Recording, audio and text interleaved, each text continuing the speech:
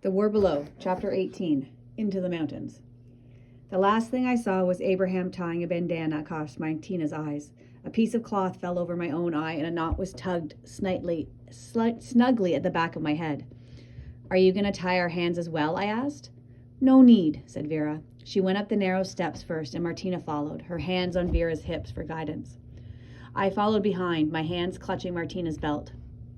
I had a vision of one person taking a wrong step and all of us falling down in a tangled clump. We paused at the top, and I heard the sound of metal, scraping metal, likely Vera unlocking the hatch. We took a few more steps up.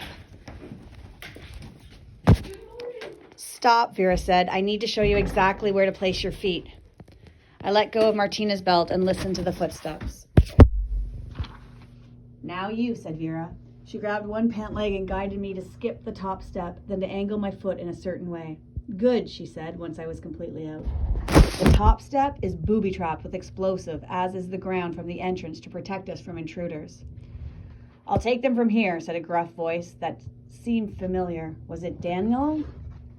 "Can we take the bandanas off now?" Martina asked. "Not yet," said the voice, "but you'll be able to do that soon, maybe in 15 minutes.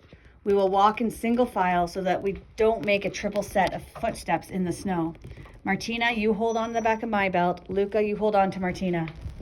In this awkward caterpillar fashion, we stumbled over what must have been rocks and logs. We slipped on ice and slush, and my arms and my neck were aching. It seemed way longer than 15 minutes. All at once, a gust of wind cooled my face. I blinked. The bandana had been whisked off, but I still couldn't see much in the darkness. "This way," whispered Daniel. "We've got to make 10 kilometers before dawn." As we walked, my eyes slowly adjusted to the darkness and my feet got into the rhythm. When Martina and I had made our long trek, we often covered long distances, even 20 kilometers on a good night. But this journey was way more treacherous and steep ground. We were walking up a mountain after all. And added to that, Danlo had us crisscross and circle in the most confusing fashion, so each kilometer felt like 10. "We can't avoid footsteps in the snow," explained Danlo, "but all we can do is camouflage the direction we're going." Martina's stamina surprised me. She managed to keep her pace even in her brand new boots. I felt lightheaded, but I didn't want to keep us, so I put one foot in front of the other and kept on going. Just as sunlight appeared overhead, the trees began to thin, and we neared a thatched cottage. An older woman wearing a long shirt and a long skirt under her sheepskin vest stepped out the door. In her hands was a rifle, but her face broke into a smile when she saw Danlo. "Yulana," he said, "good to see you. Has there been any trouble?" The woman shook her head. "Come inside, we'll talk." The cottage was warm and it smelled of baking bread. A table with a stack of plates, some cups, and a pitcher of water dominated the room. It also held a map, some pencils, and paper. The place seemed like a meeting area, not just like a regular cottage. A girl wearing a gun belt set a steaming loaf of bread on the table. "Danlo, you and your friends are welcome. Sit," said Yulana, who propped her rifle close to the door. "You're just in time for Orsia's fresh bread." We slipped off our boots and coats and we sat at the table. Orsia pulled off hunks of bread for each of us and set out a container of soft goat cheese. As we ate, Danlo asked, "Yulana, what's been happening?" "Well, the Germans don't know where our camp is, but they're all over here." Danlo turned to me and Martina. "Finish your bread. We need to keep moving." We walked a few kilometers further down a fairly broad mountain road. Along the way, we saw a series of armed sentries, some wearing the familiar assortment of Soviet and German uniforms with the insignia removed, and others in just regular peasant clothing. Even though I was on high alert, these soldiers were so good at hiding that I never spotted them until they stepped in front of us, weapons raised. But they would lower their weapons when they saw Danlo and let us pass. We kept on walking, meeting more sentries along the way. A few kilometers further, we reached an open area cleverly concealed within tall trees. Half hidden there was a group of plain wooden buildings, their roofs and sides camouflaged with mud and fir trees. As we got closer, I was shocked by the sheer number of hidden buildings.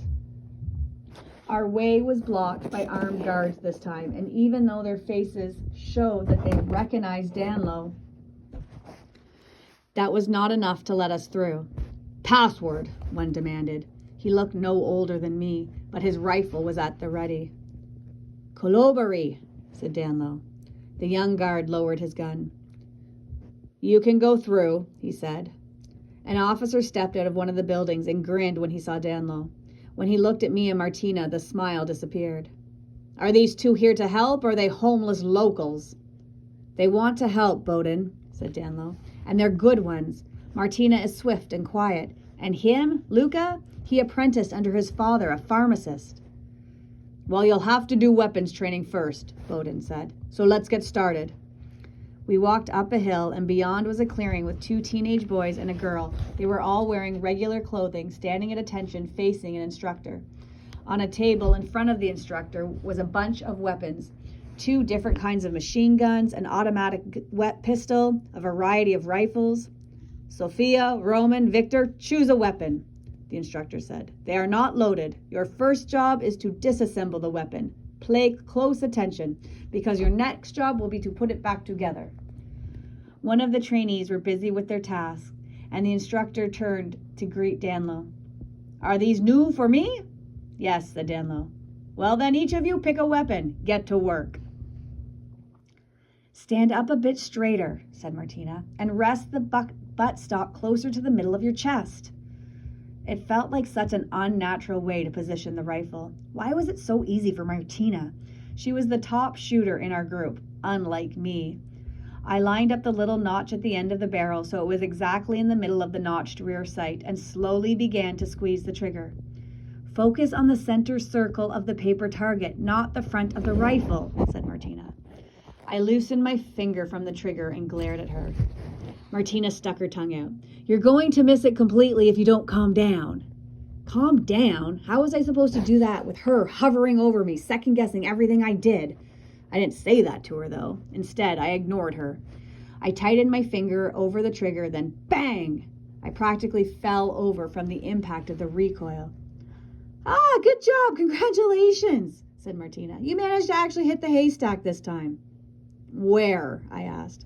The very, very top corner, she said, pointing. See where that paper's fluttering just a little bit? I did everything right. I should have hit the bullseye. You can't be good at everything, said Martina. Well, I can't shoot like you. I can't track quietly like you. I feel useless. Move over and stand over there, said Martina. You're making me nervous. People aren't going to stand away from me in a combat situation. I've got to get used to firing a rifle under all sorts of circumstances. Fine, said Martina. Stand wherever you want. In one smooth, quick motion, she took her stance, aimed, and shot, and hit the exact middle of the target. I can shoot and track, Luca, but you can heal people. I wish I could do that. The 2 of us walked back to the main part of camp together, savoring the rare bit of free time we had. We had finished our training the day before, and we were ready to work. Petro, the instructor, was not happy with my rifle skills. You instead will be a village medic, he said to me. But if Martina can get your shooting up to par, I will let you carry a gun. I want to fight for my country, just like you, I told Petro. Be careful what you wish for, the older man said. Now go home and get sleep. In my dream, Lita brushes my cheek with a prickly frond of a fir branch. Can you hear them? Hear what? I say, wrapping my fingers around her narrow wrist so she can't tickle me anymore. The bullets that I made for the Nazis. Hot bile forms in my stomach. Surely Officer Schmidt wouldn't send someone as young as her to the munitions factory. Lita had to be working the laundry, not at the... Get up! Get up! Get up, Luca! My dream was real, but not as real as the shouting. My eyes flew open. It wasn't Lita. It was Martina, with Roman by her side. Martina shoved away the fir branches that covered our sleeping pit and pulled me by the hand with such force I thought she was going to pull my arm right off. Sophia darted out, Victor too, and then I heard the growling of an airplane above. I scrambled to my feet, grabbing my rifle and making sure my medic bag was securely strapped to my waist. The growl got lower and louder, and I looked into the sky, a Soviet plane, terrifyingly close. Take your positions, shouted Martina. The plane circled away, then came back in a wide arc. We lined up and aimed. The plane flew away without firing back. Guns down, said Martina.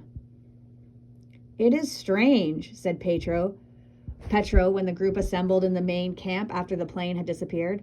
Why would a single Soviet plane fly above us? I wondered the same thing too.